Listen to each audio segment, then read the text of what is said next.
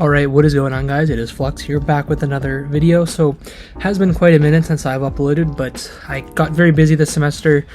But I'm back, and now I'm going to try to post once a week, especially with the semester coming to a close. When I get home for the summer, tons of videos, maybe twice a week then. But I actually did film a few videos over break, but I just haven't really had the chance to edit them. So those will be coming out probably in the next few weeks.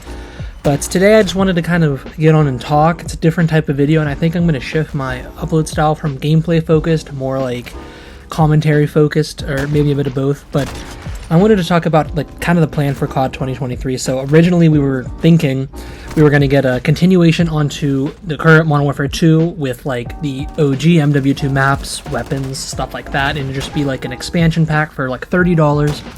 But now they are framing it as a quote-unquote full premium release, which makes me think it's a standalone Call of Duty title. But recent leaks have shown that it's apparently going to be carrying over stuff from MW2, essentially kind of like what was really supposed to happen. So is it like now going to be like new content versus remastered stuff?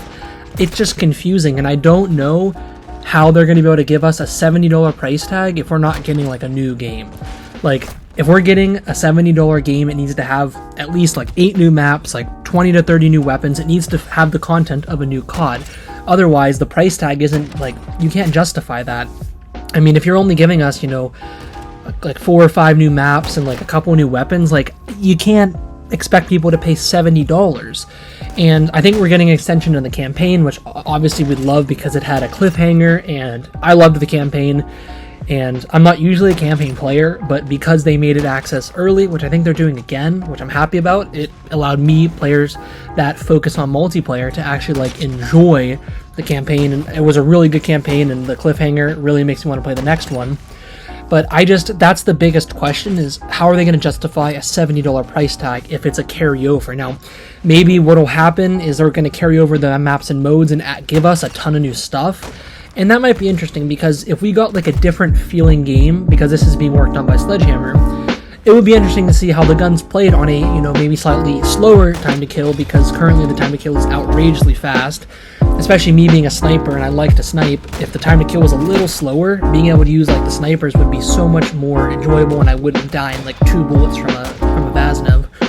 But that's the biggest question. I would love to get a ton of, you know, remakes from the OG MW2, but so far the remakes we've gotten in Modern Warfare 2019 and like getting Dome and Shipment and Shoot House, they don't play the same. And it makes sense, it's a different game, different play style, it's a different era, but I don't want them to ruin, you know, all these OG maps that, you know, we loved on the old games. So I'm not exactly sure how they're going to frame this, but from what they're saying, it's a full premium release, which makes me think it's its own game. And with them saying that the stuff is carrying over, I feel like they're going to just give us, you know, the same amount of content as before, but charge us more. So if we're going from, say, a $30 expansion of maps and weapons to $70, there has to be an insanely more amount of content. Like, you can't justify giving us less than, like, I mean, I think the minimum maps we got was like Cold War for release was 8. But I know we'll probably get, you know, more stuff throughout the year, but I'm just confused about what the shift is. Because if it's a full premium release now, how is that different from the expansion if we're getting all the same maps and modes from MW2? So that's the biggest question I think a lot of us have, and I'm sure we'll get answers sometime in the summer. I think usually the end of summer is when they release, you know, the title, and who knows if it's going to be MW2 2.0 or MW3. I think it would be a very big missed opportunity if they give us an MW3 as like a second year of this game, because and you know, their next title being MW3 would be perfect. They could add a ton of the good stuff. Now, again, giving us Dome in MW2, I don't know how they justify putting that map in MW3, and it's obviously a classic of MW3. So another, you know, confusing aspect of getting a Modern Warfare 3 map in MW2 when maps like Terminal, Quarry, like already are in the Warzone map, are not in the game yet. And not to mention we've only gotten like 1 new map, but that's obviously another story. But that's honestly the biggest focus, and I know tons of us have been doing research and trying to figure out what is happening with COD, because when they say full premium release, you think a new game, and carrying over content isn't a bad thing. I, for one, am happy about that, because starting from ground zero with a game We wouldn't get modes like 10v10. We wouldn't get shipment for camo grinding. And that's like another thing. We need a new camo. It can't be just Orion on all these new weapons. That's another core aspect of a new premium COD that I, for one, really enjoy. I love camo grinding, and it's been one of the staple things I've done for COD in these last few years because everything else has kind of been iffy, and that's like the only way I've had fun.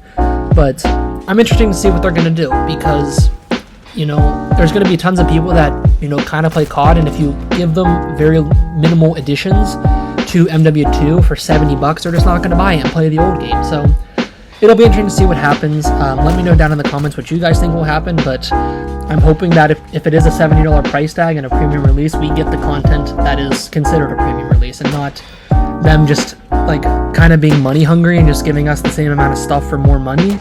But again, there also has been reports that this could change about them carrying stuff over, but I'm for one, if they carry over modes and maps so that we have, you know, good modes like 10v10 and they added grind back, which is a lot of fun, I'm all for that, but we need to be given the amount of content that is worth the $70 price tag because, you know, it was 60, now it's 70, which is even more money, and I just, even right now, the $70 price tag for what MW2 gave us is kind of rough. But we'll talk about another video about kind of just the content issue of MW2, but I'm going to wrap up this video here. Like I said, I'm going to try to do weekly uploads. This one's probably going to go up on a Wednesday, but I'm going to try to do like Friday or Saturday uploads because that's like when I get some free time. But I'm going to wrap up this video here. Hope you guys enjoyed, and I'll see you on the next one.